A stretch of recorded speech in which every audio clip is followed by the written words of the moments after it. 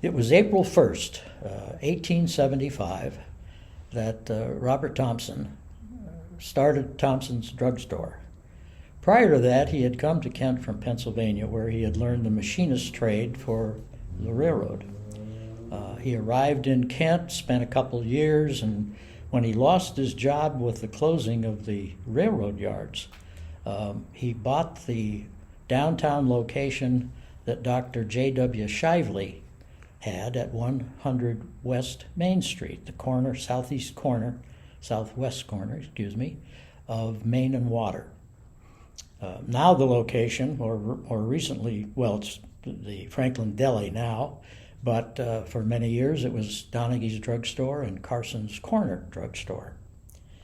He operated at that location for some 18 years, except for a brief relocation due to a fire the year after he purchased the store. Following those 18 years, he had the opportunity to move the store to what was considered the new block. The new block was across from the depot. More recently, it's known as Ray's Place. The total building was actually built as a hotel, Central Hotel, because across the street, also built in 1875, was our train depot. He remained at that location and was later joined by his son, Hale. Pictures of it are shown right there. And Hale had gone to pharmacy school at Ohio Northern. Robert Thompson had two sons, Spear, S-P-E-E-R, and Hale. Hale took an interest in the drugstore, and following a graduation in 1904 from Ohio Northern University, he became a registered pharmacist. A pharmacy graduate was actually the term that was used then, but he was able to pass the state boards and joined his father in the business. They remained at that Franklin location, where Ray's Place is now, for 15 years. About that time, his father was losing his health. He'd been in business for at least 34 years and was well respected in the community. But he had reached a point where his health didn't cooperate, and Hale took over the ownership of his father's store. At that point, Hale saw an opportunity to move to South Water Street, where he felt the business community was a little more lively. And for a 3-year period, from 1908 until 1911, he moved to within 80 steps of the square at 116 South Water Street. Some of you may remember that location as being where Hans Bakery had a significant fire and is now a vacant lot. From his 80 steps from the square, in 1911, he moved to 100 East Main Street on the square at the former site of the Frank Cohn dry goods store. From 1911 until our closing of the store in 2004, a period of 93 years, we were located at 100 East Main Street, right across the street from where he had started. Hale had the front of the store remodeled in 1911, and again interior and exterior in 1915, and not being satisfied with even his beautiful front of the store and the leaded glass front, in honor of the 50th anniversary of the drugstore in 1925, he had it remodeled again. This was with a great celebration and a lot of gifts and a lot of hurrah. Merrill learned the trade of pharmacy by working at the store under Hale Thompson. He did not go to pharmacy school, but he had learned enough that he was able to pass the state board of pharmacy as a practical pharmacist and became registered.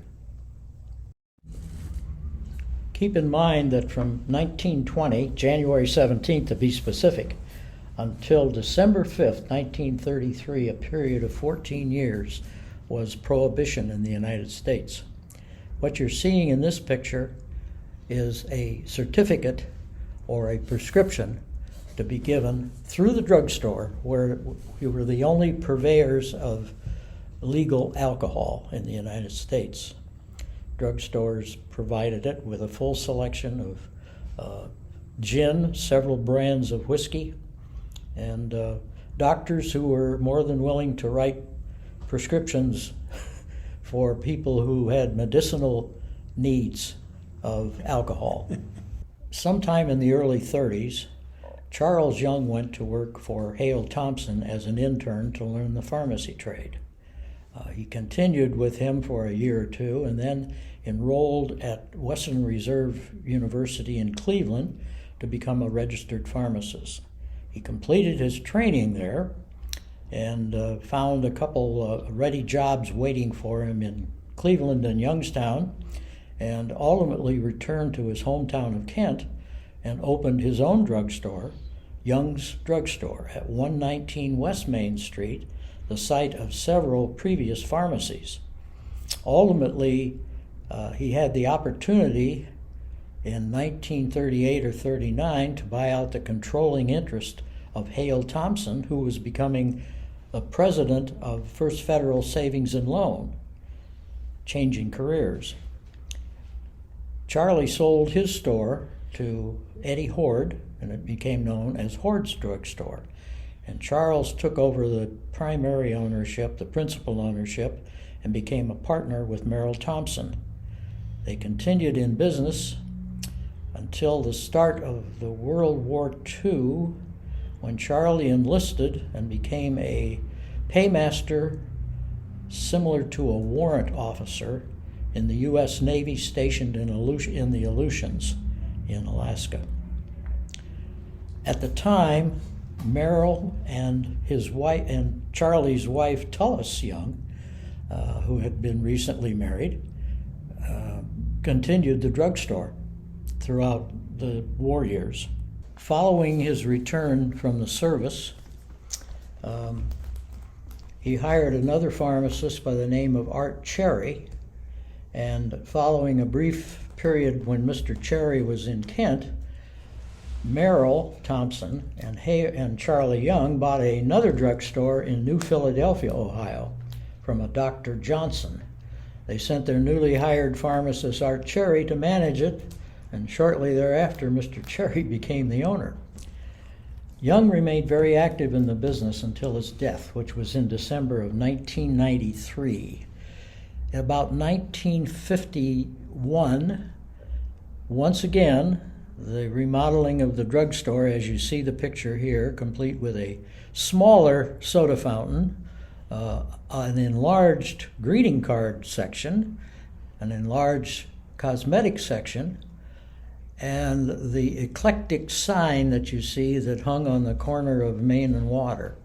Shown here is a soda fountain list, probably in the 1950s. It indicates, because we had a very active soda fountain, ice cream sodas, sundaes, milkshakes, all 15 cents. One of the things that most of us remember from Kent who are old enough is that the milkshakes were always served with pretzels. This is a continuation showing the picture of the remodeling of the store in 1951. The National Bank, which was across the street, had modernized its older-looking building by putting up large green panels, and I guess we felt we had to catch up and be modern at the time, and unfortunately we removed the beautiful leaded glass front from Thompson's drugstore, and what you see was black baconite panels, aluminum trim, and the only thing that sustained us was that eclectic sign again. This shows the remodeling in 1966, and both the previous picture remodeling in 51 and 66 were primarily done by Charles Kistler again. with the help of Ray Stuber the second time around. Now you'll notice that the store is now twice as wide. We had taken over the shoe store of Miller Jones, which had been run by the Rubel family in Kent for a good many years. We doubled our size, cut the wall down between the two stores, and made for a much larger pharmacy. Sometime in the late 50s, maybe early 60s, we expanded to add another drugstore in the Streetsboro Plaza. It continued for some 36 years in business, serving the people of Streetsboro. And about 5 years after the beginning of that store, we opened one in Brimfield, which continued for 31 years. The managers of the store at the time became partners in Hale B. Thompson Incorporated, and included Charlie Young's son, Tom, myself, Jim Myers, Charles Parkinson, James Hostler, and ultimately Ed Marty and Bob Lovell. Those stores collectively represented 195 years of serving Portage County. Here's a picture of Charles Young and Tullis. She's wearing a corsage because this was the day that we celebrated the anniversary, probably the 100th anniversary of the store being in existence. Tullis was a registered nurse, and she also became an officer of Hale B. Thompson Incorporated. I'd also like to mention the children that Charlie and Tullis had. Oldest was Kathleen Lilly. Second was Tom Young, who became a pharmacist. Both Tom and Kathy became permanent employees of the drugstore, and then followed by that was their namesake, Charles Young Jr. In the meantime, I became manager of the drugstore, with Mr. Young being the principal owner, and decided along in 1988 to quit selling tobacco products. The reason being, we'd make deliveries to little old ladies that are on oxygen and sell them cigarettes at the same time. It just became something we couldn't live with. So effective July 1st of 1988, we'll no longer sell any tobacco products. Little did we realize when we put up that notice what publicity it would bring us as a drugstore. What really helped was that Charlie was such a heavy smoker and eventually decided to quit smoking. And it made it a lot easier to discuss this subject with him. Customers that we had included writers for both the Record Courier and the Beacon Journal, who were regular customers in our store, and when they saw the notice, they made a note of putting it in the paper. The Cleveland radio stations picked up on the Beacon Journal's articles regularly, and suddenly we had television coverage that went national, and even public radio that went international, talking about the fact that this little drugstore decided to quit selling a product that they could make a profit on. Previously, we had lost Merrill Thompson at the age of 65 in 1965. He died following a bout of the flu. Charlie lived to the age of 86 and died in 1993, having spent more than 50 years as a career at the drugstore. Over the years, we've been able to identify no less than 150 people employed by Thompson's drugstore. I'm sure we've missed some. We've probably missed quite a few because my experience only began in 1950, and there weren't many records that preceded it that included the names of employees. Over the years, Thompson's drugstore employed as many as 35 different pharmacists in their 3 locations. The insurance industry, which started back in the 60s, started on the benefit of the United Auto Workers, changed the whole picture of drugstores. And dealing with the insurance industry in order to get paid was one that caused most independent stores to go out of business. Our store was no exception, but we did last a little bit longer, a total of 128 years, until the early 2000 years, when it became apparent that I wanted to retire, my partners didn't want to buy out the store, and it was time that we looked for a purchaser. Several attempts and several letters went out to area pharmacies, area pharmacists, chains, and finally we settled on selling the store in January of 2004 to the Walgreens drugstore chain. We included this crankshaft cartoon, which kind of tells the story. In the first panel, here's crankshaft just reminiscing at a drugstore that has plywood covered up over its windows. In the second panel, it shows him with his dad having a soda that he remembered so fondly. Next, it's when he was courting his wife that they appeared at the drugstore. And later, there he was as a grandparent buying for his grandchildren a soda. And he left with a sigh, and his daughter asked, "What took you so long to come home?" And he said, "Well, I stopped to pay respects to an old friend who's passed on." That's the history of most drugstores. When we sold to Walgreens, we actually were selling our inventory and our prescription business. We did not sell the building because we did not own the building, we leased it. We were just a renter there. I point that out because a lot of people felt when a tattoo parlor went in there that I was responsible for their being there, which was not the case. Anyway, here we are with quite a few antiques gathered over 128 years, and it's time to have a sale. As you can see by the clipping there, memories were for sale. And if you'll notice in the upper right-hand corner picture, Jim Hostler, one of my pharmacists, while I was vacationing in Florida, single-handedly brought from the basement of that drugstore all of the antiques that you see there and displayed them. Thank you, Jim. The lower picture is John Carson and I, who grew up as friends, grew up as competitors across the street from one another, used to go to college together at Ohio Northern, played in the same poker game, and John had just come over to wish us well since he had previously closed his store as well. We had planned a couple months in advance for the sale of our antiques, and I had hired a fellow pharmacist who was also an auctioneer, thinking he'll certainly know what he's dealing with and get the most money for us out of it. We had an appraisal done, and we had about $30,000 worth of antiques that an appraiser had given us an estimate on.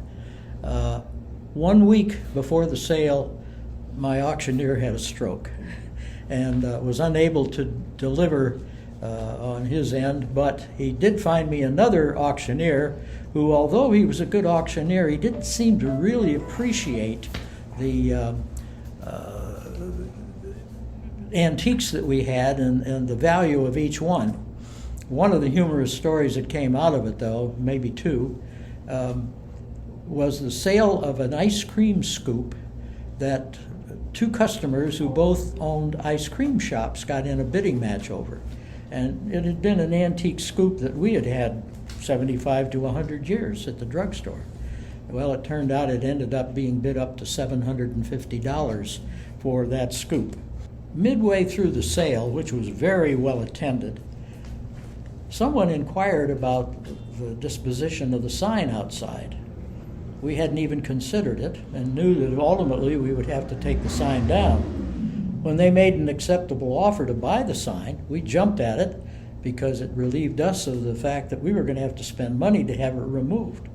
So now it was the responsibility of the person who made the offer to take it down.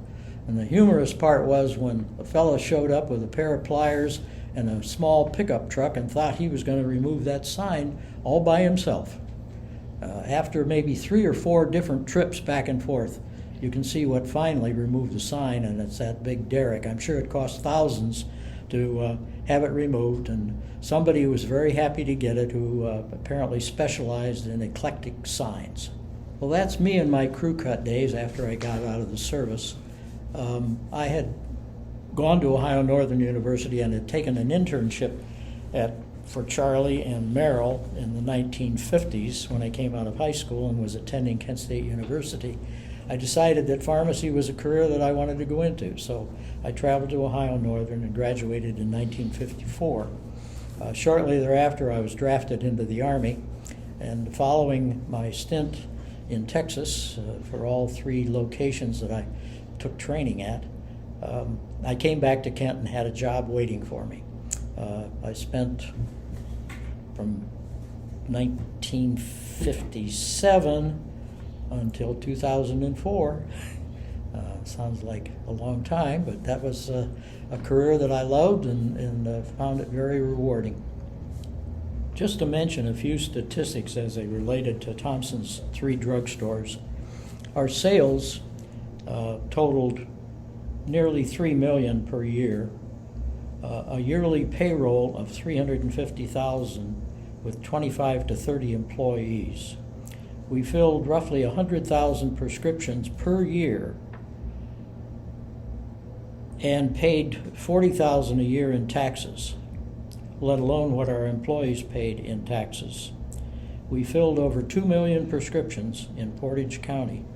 And it's interesting that in the first 75 years of the store, we had only filled 200,000 prescriptions, so that from 1947 on, 90%, or 1,800,000 prescriptions, were filled during that 128 history of the drugstore.